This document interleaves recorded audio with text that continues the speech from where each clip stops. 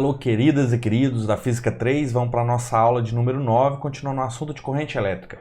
Nessa aula a gente vai falar dos efeitos da corrente elétrica, diversos tipos, e depois os elementos que constituem os circuitos elétricos, pelo menos parte desses elementos, né? Vamos para a parte mais útil da coisa. Mas aqui a gente está só, gente, dando uma referência, dando nome aos bois, para depois, nas próximas aulas, o pau quebrar de acordo, beleza? Então vamos lá, efeitos da corrente elétrica. O primeiro efeito importante é o efeito Joule, ou efeito térmico. Ele funciona da seguinte maneira: quando a gente produz corrente elétrica num condutor, a gente tem choques constantes entre os elétrons e os átomos da rede cristalina. Então você vai ter transferência de energia dos elétrons para os átomos da rede cristalina, né? Os elétrons livres eles vão estar sendo acelerados constantemente pelo campo elétrico, que está associado à diferença de potencial que a gente gera ali. E aí eles vão ganhando energia cinética e em cada choque com a rede cristalina eles vão perdendo energia cinética. Logo os átomos ali eles vão ficar mais agitados, né? Aumentam a sua temperatura. Isso é chamado de efeito Joule. Aqui está um exemplo de um resistor, né? Que é um fogão. Está passando corrente elétrica aqui e está aquecendo a ponto da gente ver uma luminescência. É muito usado em lâmpada incandescente. A lâmpada incandescente ela tem esse efeito luminoso, mas grande parte da energia aqui está sendo emitida no infravermelho. Esse filamento, que geralmente é de tungstênio, fica por volta de 2.500 graus Celsius. E se a gente analisa, lembrando lá na Física 2, aqui um gráfico de intensidade por frequência, se a gente tem uma temperatura aqui em torno de 3.000 kelvins, dá uma curva assim, ó. A gente tem, então, muita energia sendo irradiada a uma frequência menor do que o vermelho, em infravermelho. E aqui, ó, um pouquinho pegando vermelho, amarelo, no azul quase não pega nada.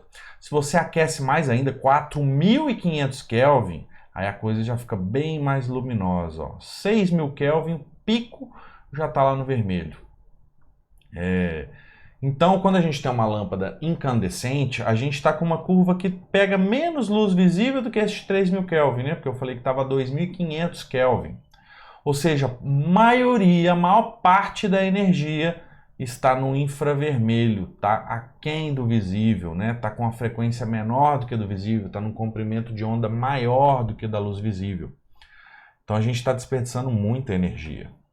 Exemplos que a gente usa isso, ó, por exemplo, um resistor do chuveiro, né? Um chuveiro elétrico, ele aquece a água por causa desse aumento de temperatura que é gerado pelos choques dos elétrons. E aí você aproveita aquele infravermelho lá para aquecer a nossa água, né? Secador de cabelo, ferro de passar e por aí vai. A gente tem também um efeito luminoso da corrente elétrica. Por exemplo, quando eu pego corrente elétrica e passo através de uma lâmpada fluorescente, a gente, né, vê luzinha sendo emanada. Geralmente essas lâmpadas fluorescentes, elas são feitas de um gás inerte, muitas das vezes argônio, com um pouquinho de vapor de mercúrio. Essa parte branca aqui está só na parede da lâmpada. Ela é um material que geralmente tem fósforo. E aí como que funciona isso aqui? Você está passando corrente elétrica ali, você tem na verdade uma corrente iônica. Praticamente quando a gente tem... Lembra quando a gente falou, quando eu falei de plasma frio, quando geração de relâmpago, que os íons são acelerados para um lado, elétrons são acelerados para o outro, você tem um efeito cascata. Acontece isso aqui também. E aí você vai ter uma excitação dos átomos de mercúrio. Aquela corrente elétrica vai deixar os átomos de mercúrio emitindo luz ultravioleta.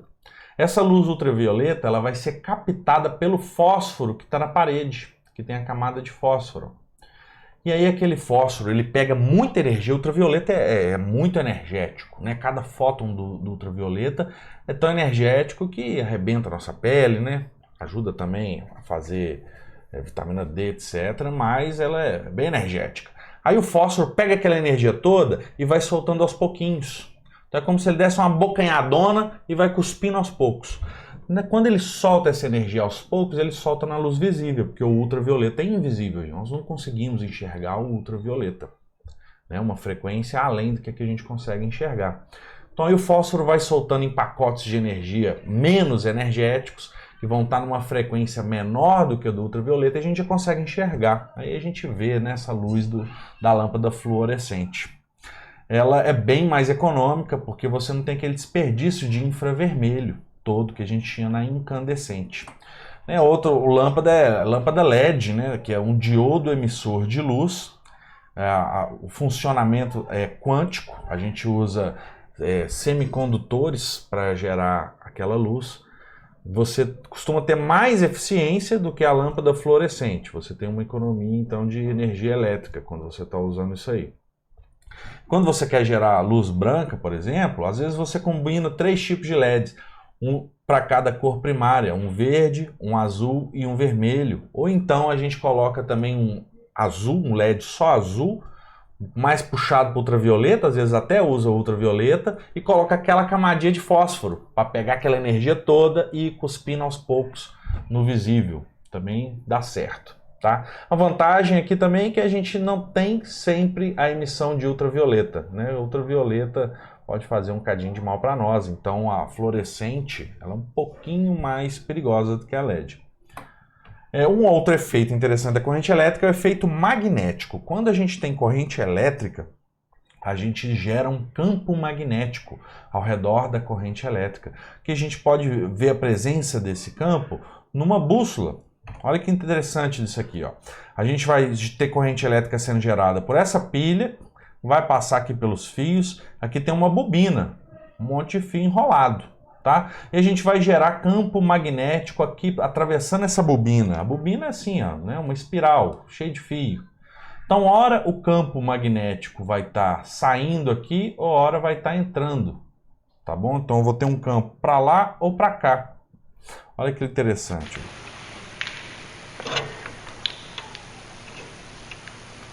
Ó, campo para um lado.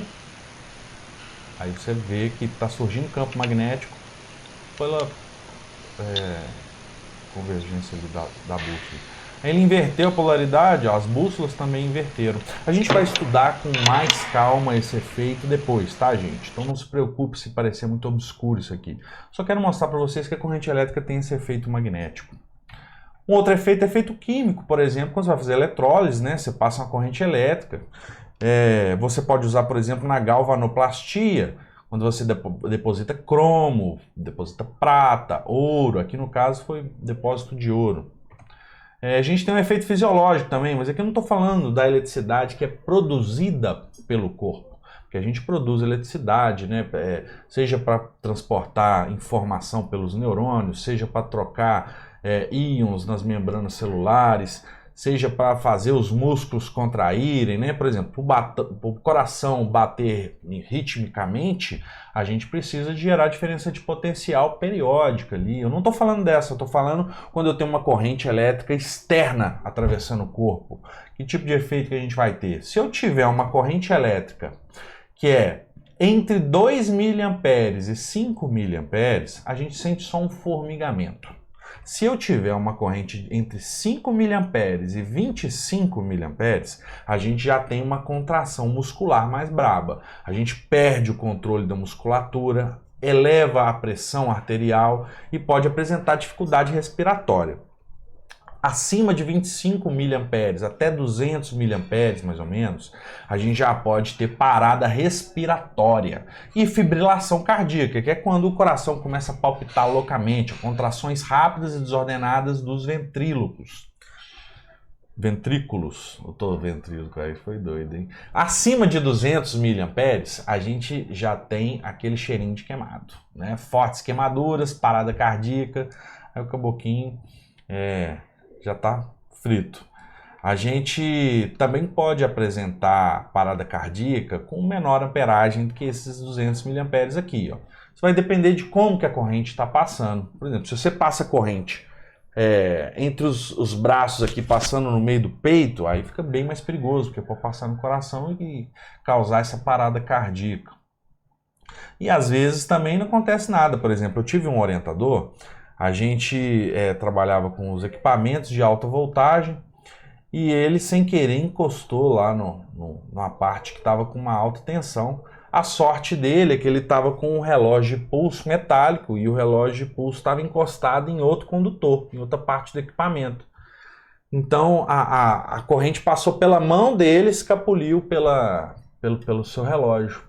Aí ficou a marca do relógio, ficou uma queimadura bem feia, mas ele não teve nenhum problema, né, de parada cardíaca, parada respiratória, nada. Conseguiu até soltar o braço lá. Agora vamos falar de elementos de circuitos elétricos. Como que a gente vai montar um circuito elétrico? A gente vai ver depois. Vamos ver então os elementos para depois entender a lógica de como que a gente vai montar esses elementos. Primeiro elemento, gerador elétrico. Ele vai transformar qualquer tipo de energia em energia elétrica. Aqui, ó, transforma energia blá blá blá em energia elétrica, qualquer tipo. Por exemplo, uma pilha que transforma energia química, né, potencial química em elétrica, ou uma bateria de carro que faz a mesma coisa. Um alternador que pega basicamente a energia mecânica, né, do carro em movimento e transforma em energia elétrica.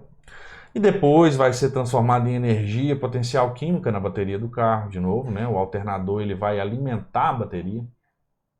Aí nesse momento a bateria já não está funcionando como gerador elétrico, ela vai ter um outro nome que a gente vai ver mesmo. E um dínamo, por exemplo, quando você está pedalando lá, ó, você pega energia mecânica e transforma em energia elétrica. Não sei se vocês já viram também lanternas, que às vezes você dá uma bombeada para ela acender. É um dínamo que está pegando, é um gerador elétrico. Transforma energia mecânica em energia elétrica. O símbolo no circuito vai ser esse aqui, ó, um traço maior com um traço menor, nós já vimos esse símbolo, né? E a corrente vai estar sempre saindo aqui do terminal positivo, maior, tá certo? Aqui um outro exemplo de gerador, uma turbina eólica. Aqui outro gerador, ó, que a gente tem nessa estação espacial internacional. Aqui são painéis fotovoltaicos que transformam energia luminosa em elétrica. Aqui a gente tem outros painéis, eles não são geradores, estão aqui para emitir energia. Porque imagina só, tem um monte de equipamento elétrico funcionando lá. E equipamento elétrico ele aquece por efeito Joule. Então você tem que dar um jeito de resfriar seu equipamento. E aí como você vai resfriar? No vácuo. Você não vai perder energia por convecção para a atmosfera ou por condução. Então você tem que criar um outro mecanismo. E o que eles fazem lá é pôr esses painéis aqui, ó, com amônia. Amônia líquida, ela passa por toda a estação internacional e chega aquecida aqui e irradia, né? Troca de calor por irradiação. E aí não tem problema, tá no vácuo, né, gente? E aí resfria essa amônia e ela é aquecida de novo ao passar pelos equipamentos elétricos. Interessante, né? Mas aqui para nós o importante é esse aqui, ó, os painéis fotovoltaicos. Outro elemento do circuito é o receptor elétrico. Ele transforma energia elétrica em qualquer outra forma de energia que não seja exclusivamente energia térmica, tá? Sempre eu vou ter uma perda para energia térmica num receptor elétrico, mas tem algum tipo, entre aspas, de receptor elétrico que ele é feito exclusivamente para dissipar energia térmica.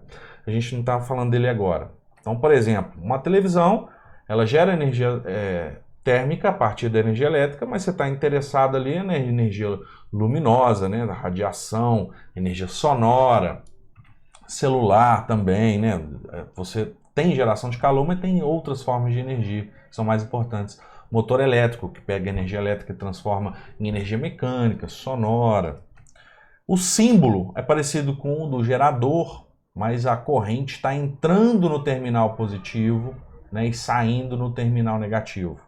Então, quando eu falei que a bateria do carro ela é um gerador elétrico, mas às vezes funciona como um receptor quando ela está sendo carregada pelo alternador, ela está funcionando desse jeito. A corrente está vindo aqui, ó, entrando no positivo dela, que faz ela transformar a energia elétrica em energia potencial química de novo. Um resistor, um outro elemento, ele transforma a energia elétrica exclusivamente em energia térmica, tá? Não é exclusivamente mesmo, mas é a maior parte, pelo menos. Por exemplo, esses elementozinhos de circuitos aqui, ó, são resistores. Aqui você tem várias faixas de diversas cores, são símbolos, é um código para você saber o quanto aquele resistor vai conseguir conter a corrente e transformar a energia elétrica em energia térmica. Resistor de chuveiro, que a gente já comentou, tem um resistor desse também no secador de cabelo, tem um resistor desse aqui no ferro de passar roupa, tá? Esse aqui vai ser o símbolo do resistor, mais usado esse aqui, ó, mas essa caixinha também é usada. E outro dispositivo, outro elemento é o dispositivo de manobra liga e desliga. Por exemplo, essa aqui é uma chave faca, né? É um dispositivo de manobra. Se você tiver conectado de um lado, vai estar com o circuito ligado, com corrente passando, e se você conecta do outro, vai estar desligado, né? A corrente vai cessar. Interruptor, que é um exemplo disso, aquelas alavancas, né? Dispositivo de alavanca, interruptor de alavanca. O símbolo é esse aqui, ó. Quando está aberto, quando não está passando corrente elétrica, esse aqui é o símbolo. E quando está fechado, ou seja, está passando corrente elétrica, esse aqui fica o símbolo. Outro elemento de circuito elétrico é o dispositivo de segurança, que é quando a corrente passa de um determinado valor, ele trava aquela corrente. Ele não deixa passar daquilo. Exagerou, parou. Por exemplo, fusível é um exemplo. Esse fusível, ele é um dispositivo de muita confiabilidade, né? Confiável, muito seguro, só que tem um defeito, que passou daquela corrente, ele queima, e aí ele tem que ser trocado. Outro exemplo, que é mais reaproveitável, é o disjuntor. O disjuntor, quando passa de uma determinada corrente, ele só desarma. Você pode ir lá e armar de novo. Não é tão confiável e preciso quanto um fusível, mas é bem útil, toda casa tem um. O símbolo para esse dispositivo de segurança é uma cobrinha aqui, ó, um Szinho tombado, tá bom? Agora, um outro elemento de circuito é o dispositivo de controle, que é para quê? Para fazer medição. Medição de quê? Se for um voltímetro, ele vai medir uma diferença de potencial. A gente vai precisar de ligar esse dispositivo em paralelo no circuito. Então, olha para você ver, para você entender.